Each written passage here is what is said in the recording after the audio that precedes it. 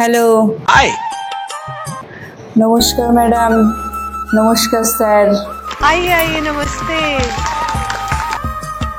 क्या नाम है आपका? আমার নাম টুকি বাউল আমার বাড়ি সেই দক্ষিণেশ্বর कहाँ से आप? আমি স্যার কলকাতা থেকে এসেছি, অনেক দূর থেকে। आप यहाँ क्या करने आए हैं? আমরা আজকে এইখানে নারী পুরুষ হয়ে যুদ্ধ করতে এসেছি, লড়াই করতে এসেছি। क्या बात है, वाह वाह वाह, क्या बात है। আজকে দেখা যাক কলকাতা জিতে না দক্ষিণেশ্বর জিতে। আজকে দক্ষিণেশ্বর থেকে ইন্ডিয়ান আইডল মঞ্চে এসেছে নারী হয়ে লড়াই করতে, আর আমি এসেছি কলকাতা থেকে পুরুষের ভূমিকায় আজকে এইখানে এই মঞ্চে নারীদের সঙ্গে লড়াই করতে। এই লড়াই কিন্তু সেই লড়াই না স্যার, এটা হচ্ছে গানের লড়াই। क्या बात है। আজকে কে গানে জিতে আজকে সেটাই প্রমাণ হবে। এই গানে গানে আজকে সব উত্তর দেবে পুরুষ হয়ে আমি, আর নারী হয়ে দক্ষিণেশ্বর। सही बात है। क्या बात है। আমি আজকে দক্ষিণেশ্বর থেকে এসেছি, আপনি তো বলেইছি, কিন্তু আমি মায়ের স্থান থেকে এসেছি। আমার শক্তি আমার মা জুগিয়েছেন, আমার মা আমার মাথার উপরে বসে আছে। নারী শক্তি তো আজকে জিতবেই জিতবে। अच्छा 100টা অসুর একা বধ করেছিল আমার মা। ভাবতে পারেন নারী শক্তির কত জোর। हाँ बहुत सही बात, बहुत सही बात। আর সেই আমার বাবা ভোলানাথ শিব কি কৈলাসেই বসেছিল, তার কি কোনো অবদান নাই? सही बात है। অবশ্যই আছে তার, কিন্তু বাবার থেকে মার রাগ বেশি হয়। আমার মা যখন অসুরদের বধ করতে করতে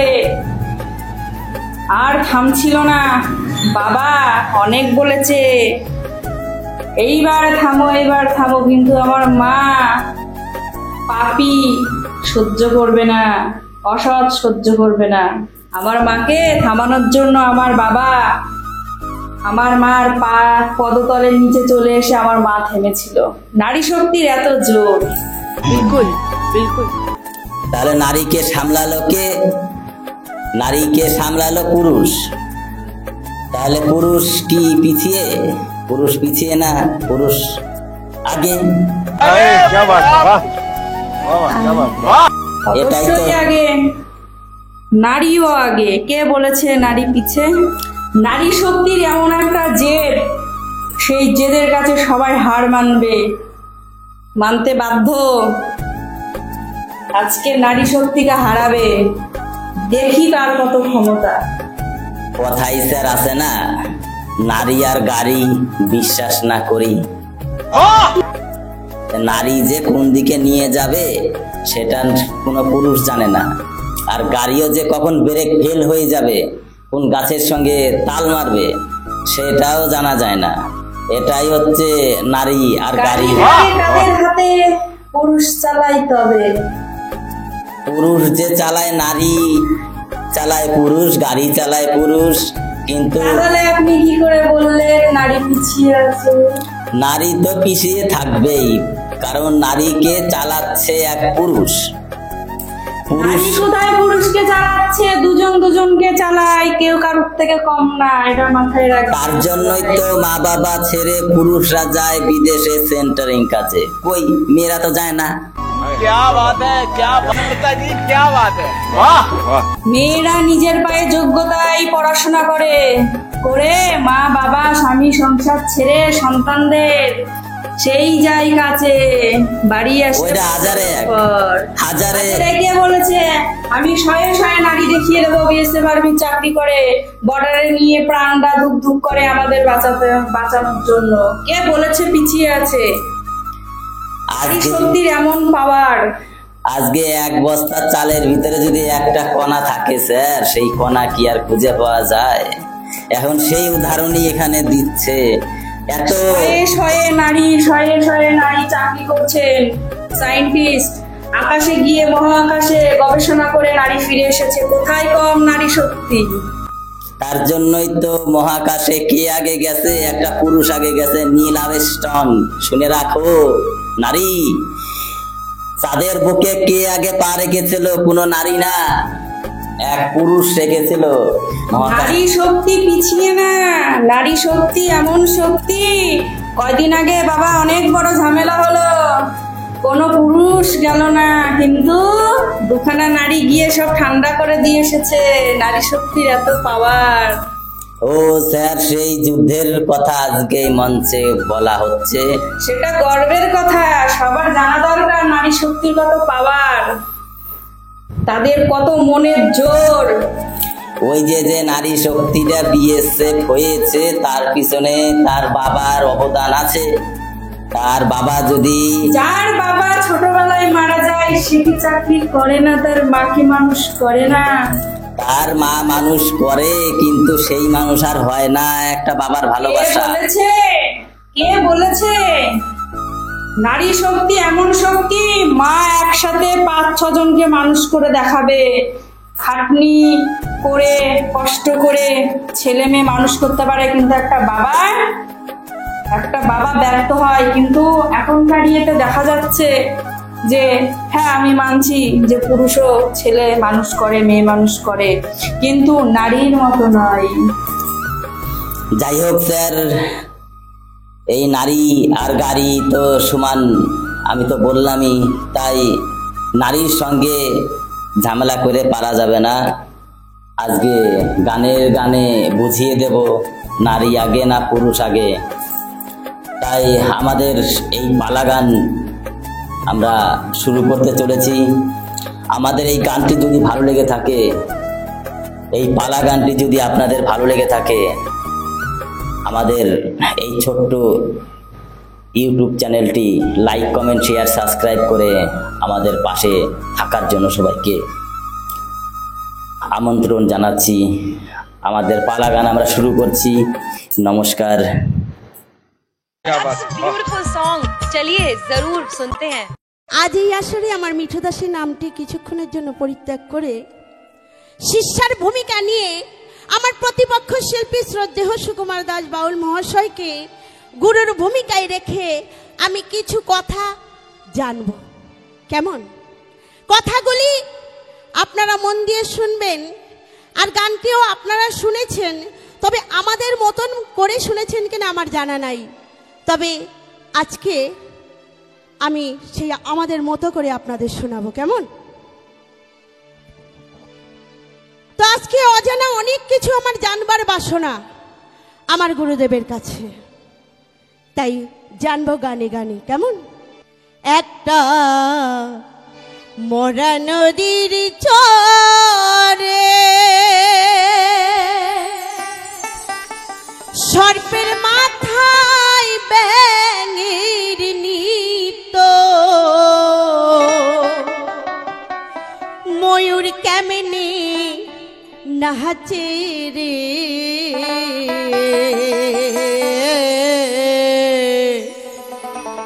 কি তামাশা দেখাইলাম রে, ওহ দয়াল, কি তামাশা দেখাইলাম রে। কি বলেছে গানের কথায়? একটা মরা নদীর চরে সর্পের মাথায় ব্যাঙের নৃত্য। মরা নদীর চরে সর্পের মাথায় ব্যাঙের নৃত্য, তা দেখে ময়ূর নাচে। এ আবার কেমন কথা? এই মরা নদীটা কি, আর এই সর্পটাই বা কি, আর ব্যাঙ কেনই বা নৃত্য করে? ব্যাঙই বা কি? একটু সুন্দরভাবে বলবেন গোসাই। কি তামাশা দেখাইলাম রে, ও দয়াল, কি তামাশা দেখাইলাম রে, এক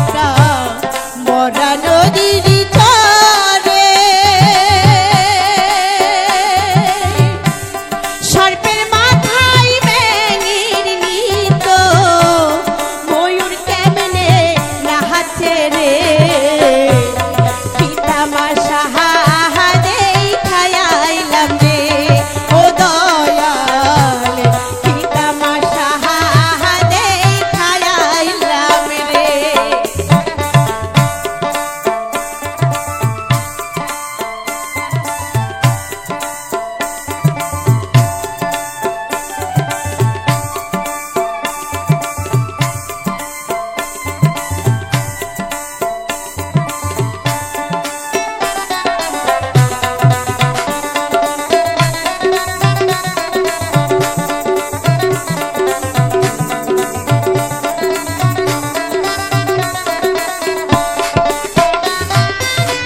শ্রীমতী মিঠু দাসী বলেছেন, একটা মরা নদীর চরে সর্পের মাথায় ব্যাঙের নৃত্য।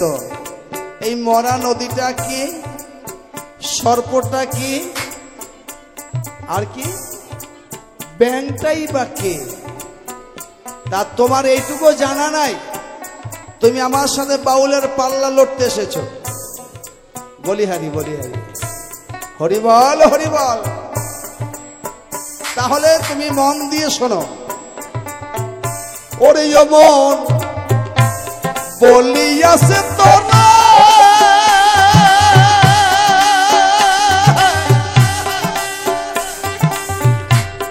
ময়ূর নাচে নৃত্য করে সোনার ভেটকারি রূপ করে রে।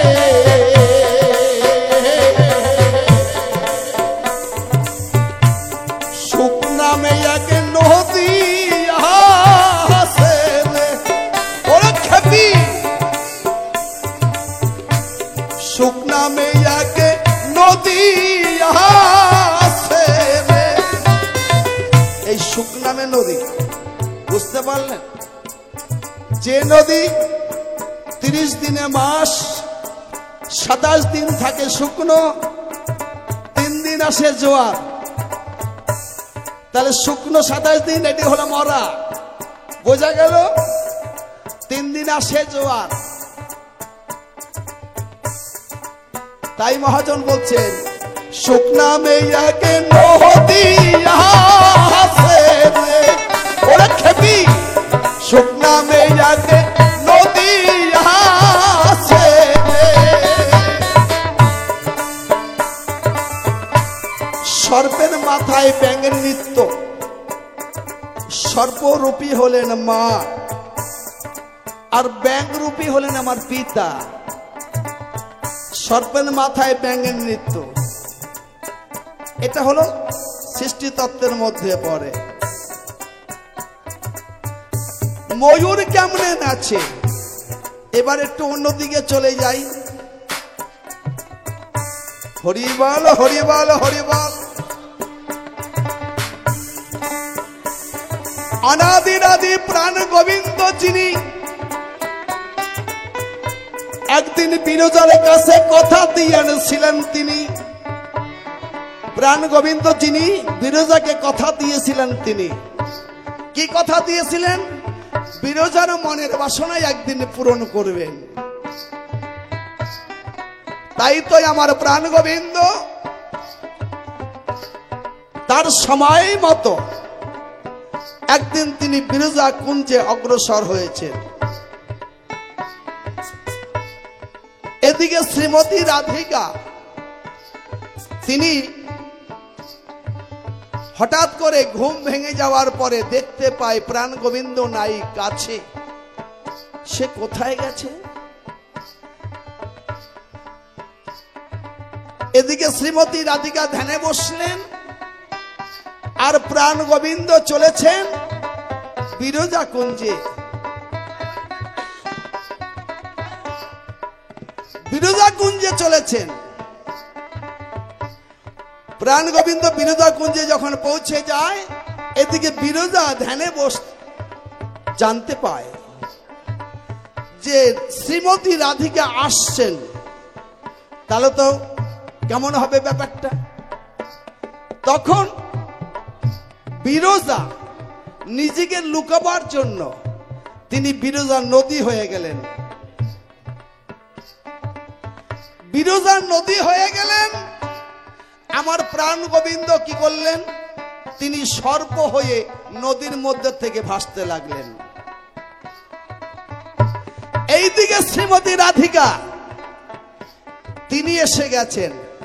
শ্রীমতী রাধিকা মনে মনে ভাবছেন, হে প্রাণ গোবিন্দ, তুমি আমার থেকে বড্ড চালাক, তাই না? ঠিক আছে, করো তুমি চালাকি, বুঝবে তার জ্বালাকি। আমার শ্রীমতী রাধিকা তিনি ময়ূর বেশ ধারণ করলেন। এখন বিরজার উপর থেকে প্রাণ গোবিন্দ সর্পরূপে তিনি এইভাবে করে যাচ্ছেন, আর শ্রীমতী রাধিকা ময়ূর বেশ ধারণ করে ওই সর্পকে সবল দিচ্ছেন। এই হলো সর্পের মাথায় ব্যাঙের নৃত্য, ময়ূর কেমনে নাচে, এমনি ভাবে নাচে। এই তো তোমার দ্বিতীয় প্রশ্ন কথায় মিশে গেল, আরো কিছু প্রশ্ন থাকলে তুমি সভা মহাজে বলো। এক এক করে জবাব দিব ভক্তের এই আসরে। আসেন যত ভক্তগণে শুনবেন এই সভাতে।